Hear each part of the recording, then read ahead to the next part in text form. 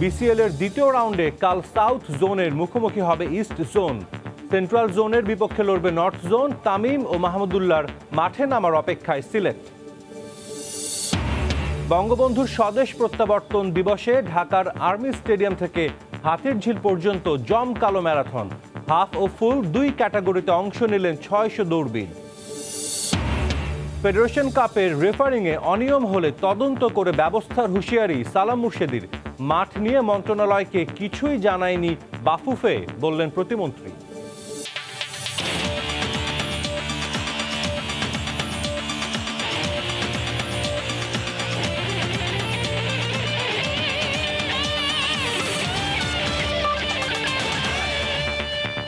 স্বাধীনতা কাপ ক্রিকেটে কাল দুটি ম্যাচ। সিলেট আন্তর্জাতিক স্টেডিয়াম মাঠে মুখোমুখি হবে সাউথ জোন ও ইস্ট জোন। আরেক ম্যাচে সেন্ট্রাল জোন লড়বে নর্থ জোনের বিপক্ষে। দলগুলোর প্রস্তুতির সবশেষ খবর জানাতে সিলেট থেকে সরাসরি যুক্ত হচ্ছেন রিপোর্টার মাহবুব রিমন।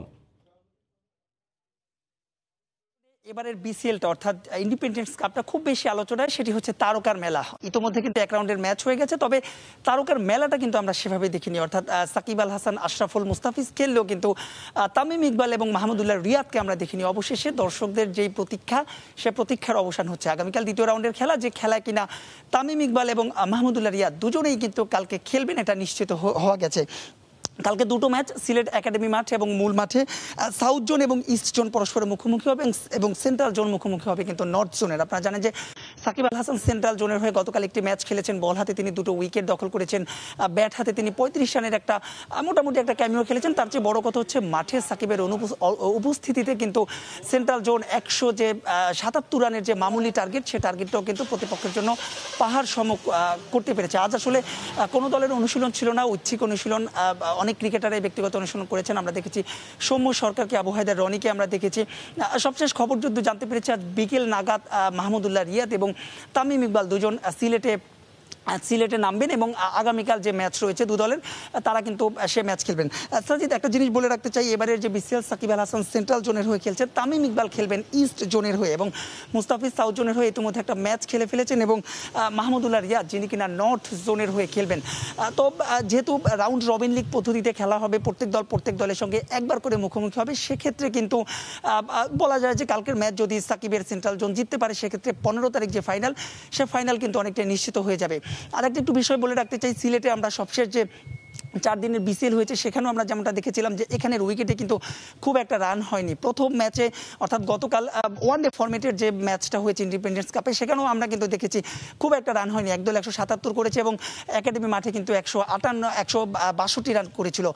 তো আমরা কথা বলেছিলাম ক্রিকেটারের সঙ্গে, তারা এই ম্যাচটি অর্থাৎ আগামীকাল যে ম্যাচটি হবে, সে ম্যাচটি ভিন্ন উইকেটে তারা খেলার পরিকল্পনা করছেন। যেহেতু ওয়ানডে ফরম্যাট, আপনি জানেন যে বছর বাংলাদেশের খুবই ব্যস্ত শিডিউল রয়েছে, ক্রিকেটাররা খুব একটা কিন্তু ঘরোয়া এই যে ওয়ানডে এবং টি20 টুর্নামেন্ট রয়েছে খেলার সুযোগ পায় না। সেহেতু ক্রিকেটাররা যাতে ব্যাটিংও নিজেদেরকে ছাড়িয়ে নিতে পারে, সেক্ষেত্রে কিন্তু ভিন্ন উইকেটে কালকে দুটো ম্যাচই একাডেমি মাঠ এবং মূল মাঠ, দুটো ম্যাচে কিন্তু ভিন্ন উইকেটে খেলার কথা আমরা যতদূর জানতে পেরেছি।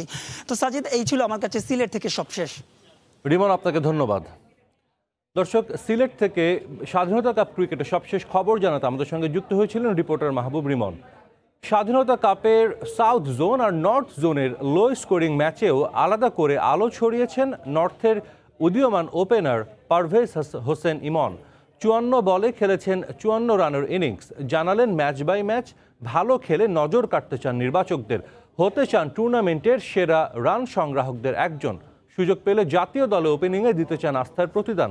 সিলেটে ইমনের প্রত্যাশার গল্প শুনেছেন মাহবুব রিমন।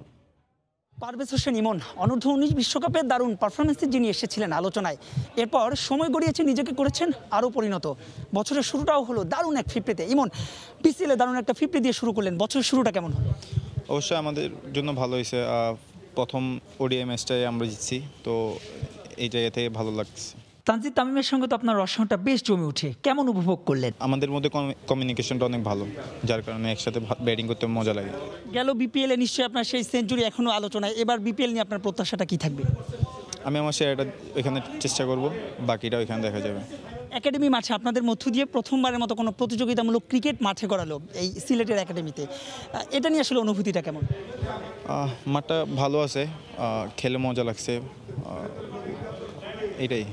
স্বল্প টার্গেট দেখলাম, খুব আক্রমণাত্মক ব্যাটিং করেছেন, রাব্বিকে বিশেষ করে রাব্বির ওপর চড়া হয়েছেন, কোনো আসলে ক্ষোভ কিংবা লক্ষ্যটা আসলে কি ছিল? আমি আমার ন্যাচারাল খেলাটা ট্রাই করছি, পাওয়ার প্লেটা ইউজ করা ট্রাই করছি।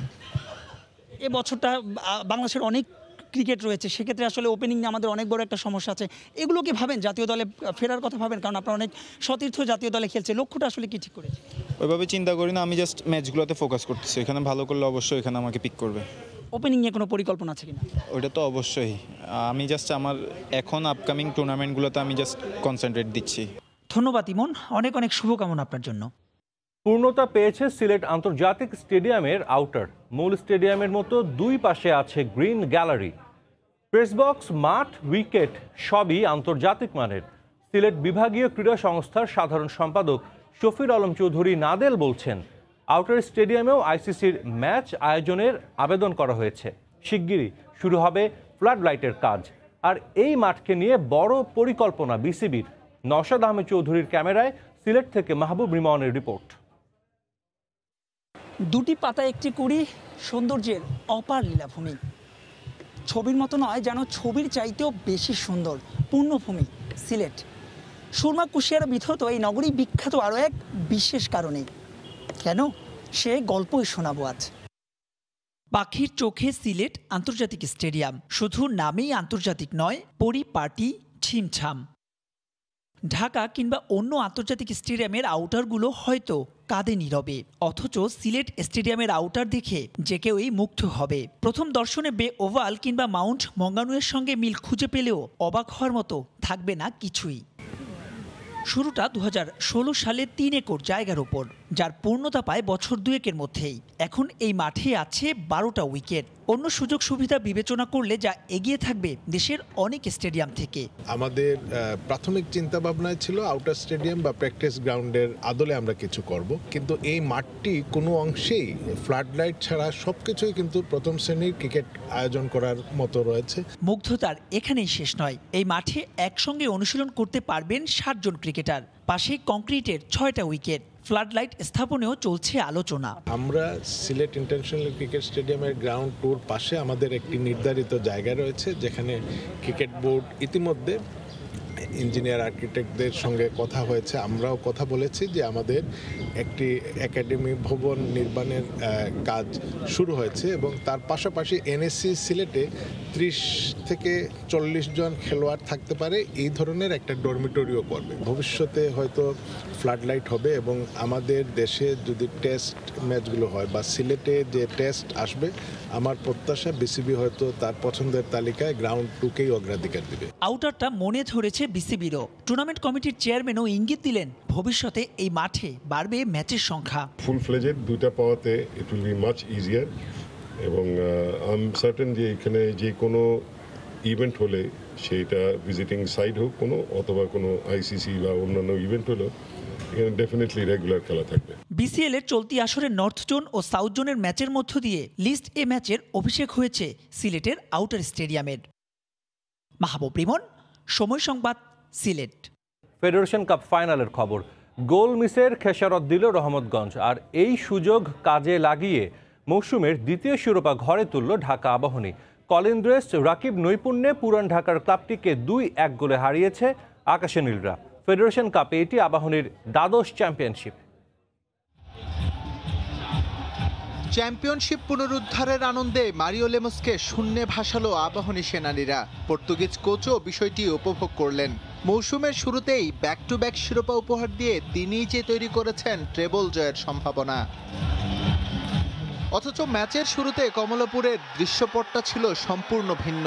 দলের গুরুত্বপূর্ণ ফুটবলারদের ছাড়া খেলতে নেমে রহমতগঞ্জের কাছে কোণঠাসা আবাহনী। 12 মিনিটে ফাঁকা পোস্টে বল রাখতে ব্যর্থ সানডে।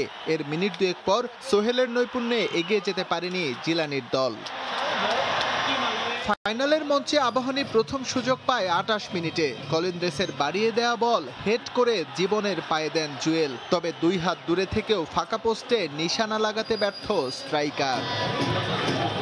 ম্যাচের প্রথমার্ধে চলে রহমতগঞ্জ শো, তাতে সর্বদাই তটস্থ আবাহনী ডিফেন্স। মিডফিল্ডে অগাস্তর অভাব বোঝা গেছে স্পষ্ট।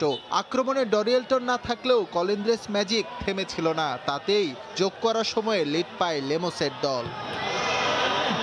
বিরতি থেকে ফিরে রহমতগঞ্জকে খুঁজেই পাওয়া যায়নি। আবাহনীর গোছালো ফুটবলে ওরা খেই হারিয়ে ফেলে। 64 মিনিটে ফয়সালের ক্রস ঠেকাতে গিয়ে ভুল করেন গোলরক্ষক, যার পূর্ণ ফায়দা নিয়ে ব্যবধান 2-0 করেন রাকিব। এরপর আর ম্যাচে ফেরার উপায় ছিল না রহমতগঞ্জের, যদিও 70 মিনিটে ফিলিপস স্কোর করে আভাস দেন ম্যাচ জমিয়ে তোলার, কিন্তু শেষ রক্ষা হয়নি। আবারও ইতিহাসের খুব কাছে গিয়েও হতাশা নিয়েই ফেরে ঢাকাই ফুটবলের অন্যতম প্রাচীন ক্লাবটি।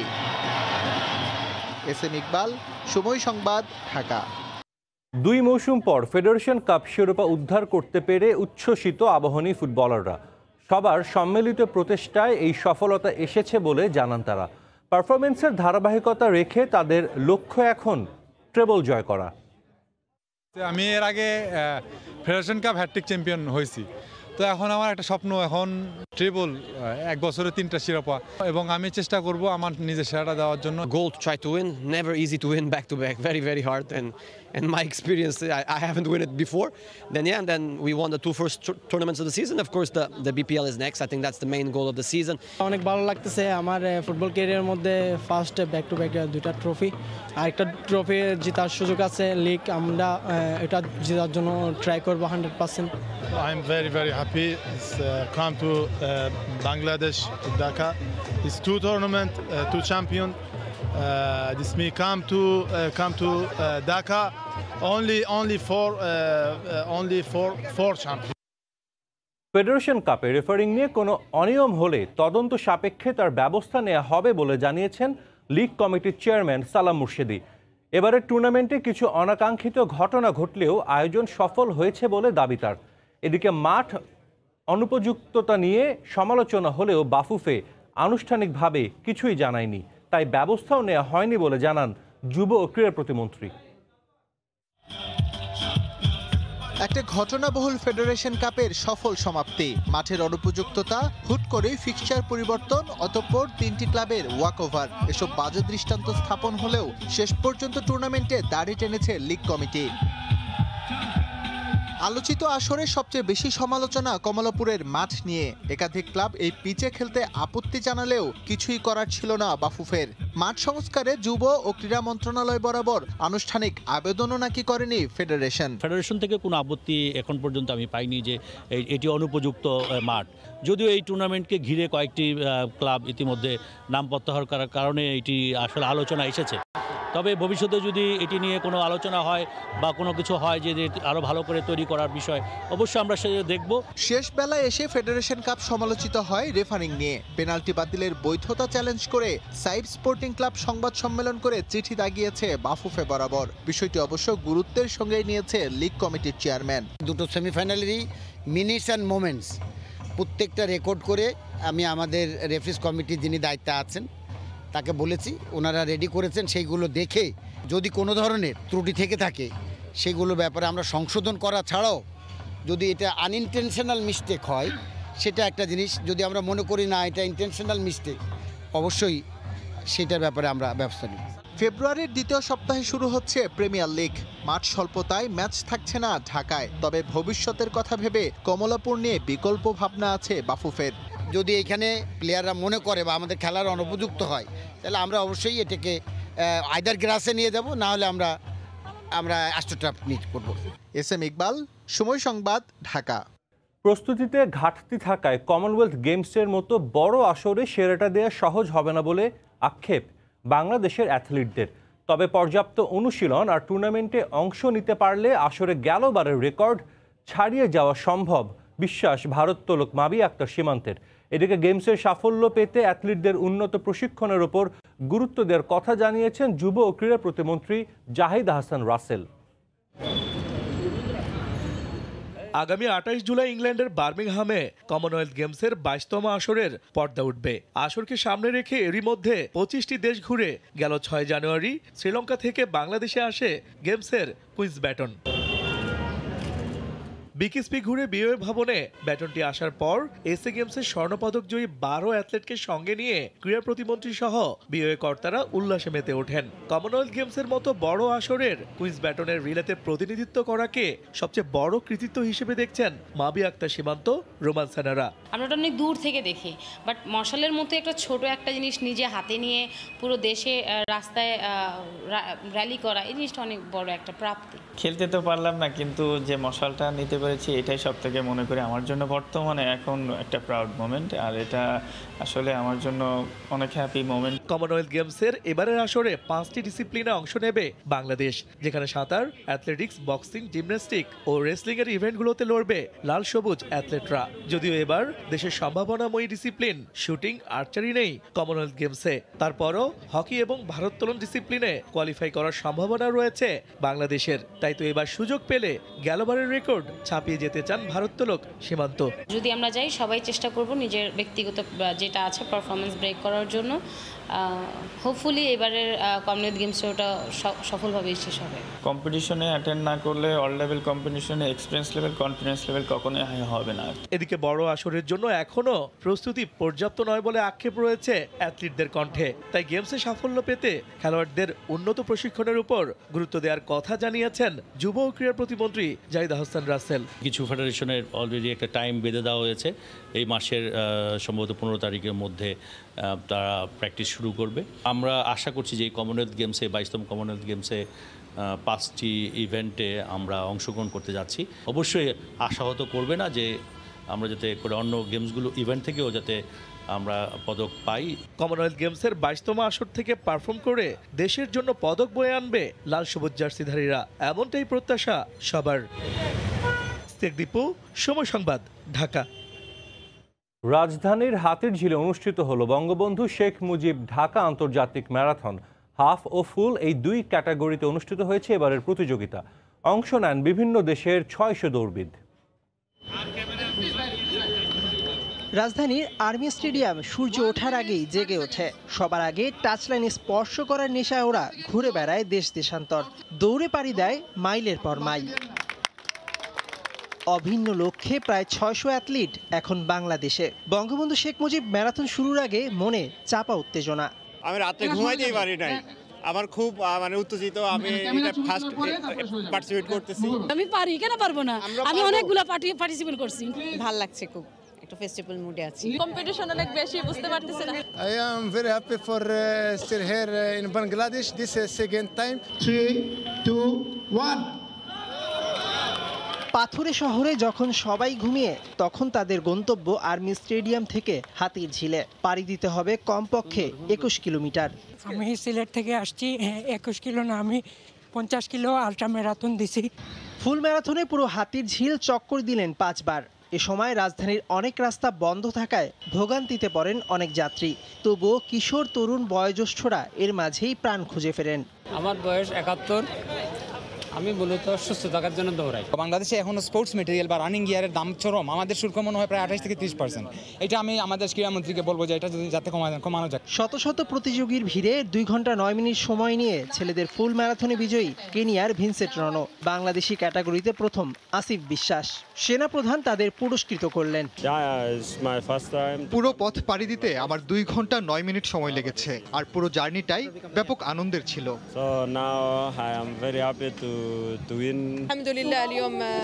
আমি 120 জন প্রতিযোগীকে হারিয়ে প্রথম হয়েছি, এই অনুভূতি প্রকাশ করার মতো না। 2 ক্যাটাগরিতে 15 ও 10,000 মার্কিন ডলার পুরস্কার জিতেছে বিজয়ীরা।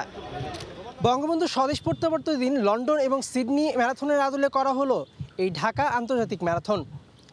কিন্তু প্রশ্ন থেকে যায়, বৈশ্বিক এসব আসর থেকে বাংলাদেশের অর্জন কতটুকু? বাংলাদেশের অর্জন কেবল যেন ওই অংশগ্রহণেই সীমাবদ্ধ। মেহেদী নাইম, সময় সংবাদ, ঢাকা। আবারও ফুটবলের খবর। ফেডারেশন কাপের সেমিফাইনালে ঢাকা আবাহনীর বিপক্ষে ম্যাচে রেফারির পেনাল্টি বাতিলের সিদ্ধান্তে ক্ষুব্ধ সাইফি স্পোর্টিং ক্লাব।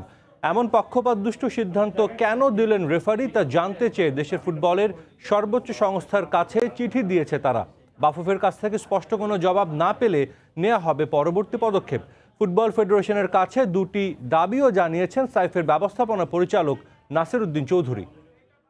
অত্যন্ত দৃষ্টিকটু এবং একেবারেই ন্যাক্কারজনক একটা সিদ্ধান্তের শিকার হয়েছি। আমরা চাই যে নিরপেক্ষ রেফারি আসুক, good control on the SAFF, so they can bring the referee from আপনার ইন্ডিয়া থেকে আনতে পারে, তারপরে আপনার নেপাল থেকে আনতে পারে, মাল দিতে পারে। অলওয়েজ ফেয়ার গেম চলুক, একটা কনফ্লিক্ট অফ ইন্টারেস্ট থেকে আমরা মুক্ত থাকি। রেফারদের প্রতি একটা সাইকোলজিক্যাল প্রেশার থাকবেই যখন ডাগ আউটে আপনার আর রেগুলেটিং বডি লাইক ফুটবল ফেডারেশনের কোনো আপনার এক্সিকিউটিভ কমিটির মেম্বাররা আপনার ডাগ আউটে থাকবে। তো ওইটা থেকে দূর করার জন্য এক্সিকিউটিভ কমিটির যারা মেম্বাররা আছেন তারা যাতে ডাগ আউটে না বসেন। মাদক ছেড়ে খেলা করি, সুস্থ সুন্দর জীবন গড়ি, এই স্লোগান সামনে রেখে বাগেরহাটে অনুষ্ঠিত হলো জেলা প্রশাসক গোল্ড কাপ ফুটবল টুর্নামেন্টের ফাইনাল। তুমুল প্রতিদ্বন্দ্বিতাপূর্ণ ফাইনালে মোল্লাহাট উপজেলা দলকে 1-0 গোলে হারিয়ে বাগেরহাট সদর উপজেলা দল চ্যাম্পিয়ন হয়েছে। আলী আকবর টুটুলের তথ্য ও সোহাগ আহমেদের ছবি নিয়ে রিপোর্ট। শেখ হেলালুদ্দিন স্টেডিয়ামে ফাইনাল খেলায় মোল্লাহাট উপজেলা ও বাগেরহাট সদর উপজেলা দল মুখোমুখি হয়। ফাইনাল দেখতে মাঠে উপস্থিত হয় হাজারো দর্শক। গোলশূন্য অবস্থায় শেষ হয় খেলার প্রথমার্ধ। দ্বিতীয়ার্ধের মাঝামাঝি সময়ে গোল দেয় বাগেরহাট সদর উপজেলা ফুটবল দল। শেষ পর্যন্ত মোল্লাহাট উপজেলা দল গোল শোধ করতে পারেনি, ফলে চ্যাম্পিয়ন হয় সদর উপজেলা ফুটবল দল। করোনা মহামারীর মধ্যে এই খেলা ছিল জেলার সবচেয়ে বড় আয়োজন। খেলা দেখতে আসা দর্শকদের দাবি নিয়মিত খেলা আয়োজনের। খেলোয়াড়রা এত সুন্দর ক্রীড়া নৈপুণ্য দেখিয়েছে, সত্যি মনে রাখার মতো। খুবই ভালো লাগছে, উত্তেজনাপূর্ণ খেলা হচ্ছে। এত মানুষের উপস্থিতি দীর্ঘ সময় পরে, এটা একটি মারাত্মক ব্যাপার। ভবিষ্যতে আমাদের বাগেরহাটে এরকম আরো সুন্দর সুন্দর খেলা উপহার দিক। ফুটবল খেলাকে অগ্রাধিকার দিতে এ ধরনের টুর্নামেন্ট সামনেও করা হবে বলে জানান জেলা ক্রীড়া সংস্থার এই সংগঠক। আগামীতে পরিকল্পনা আছে শেখ আবু নাসের ফুটবল টুর্নামেন্ট, জেলা ফুটবল লিগ, আমরা পর্যায়ক্রমে আরও ভালো খেলা দেখার আয়োজন করব। মাদকমুক্ত সমাজ গড়তে এই ধরনের আয়োজন করা হয়েছে বলে জানান জেলা প্রশাসনের শীর্ষ কর্মকর্তা। আমরা চাই যে খেলাধুলার মাধ্যমে সুস্থ বিনোদনের ব্যবস্থা করতে আমাদের যুব সমাজের জন্য। যুব সমাজ যেন মাদক থেকে নিজেদেরকে বিরত রাখে। খেলা শেষে চ্যাম্পিয়ন টিমকে ট্রফি সহ 1 লাখ টাকার প্রাইজ মানি এবং রানার্স আপ দলকে ট্রফি সহ 50,000 টাকার প্রাইজ মানি দেওয়া হয়। গত 25 ডিসেম্বর বাগেরহাট জেলার 9টি উপজেলা দল নিয়ে শুরু হয় এই টুর্নামেন্ট। সময় সংবাদ, বাগেরহাট। খেলার সময় শিরোনামগুলো জানিয়ে দিচ্ছি আবারও। স্বাধীনতা কাপ ক্রিকেটের দ্বিতীয় রাউন্ডে কাল সাউথ জোনের মুখোমুখি হবে ইস্ট জোন। সেন্ট্রাল জোনের বিপক্ষে লড়বে নর্থ জোন। তামিম ও মাহমুদুল্লাহর মাঠে নামার অপেক্ষায় সিলেট। এবং বঙ্গবন্ধুর স্বদেশ প্রত্যাবর্তন দিবসে ঢাকার আর্মি স্টেডিয়াম থেকে হাতিরঝিল পর্যন্ত জমকালো ম্যারাথন। হাফ ও ফুল ক্যাটাগরিতে অংশ নেন 600 দৌড়বিদ। এই ছিল খেলার সময়, সঙ্গেই থাকুন সময়ের।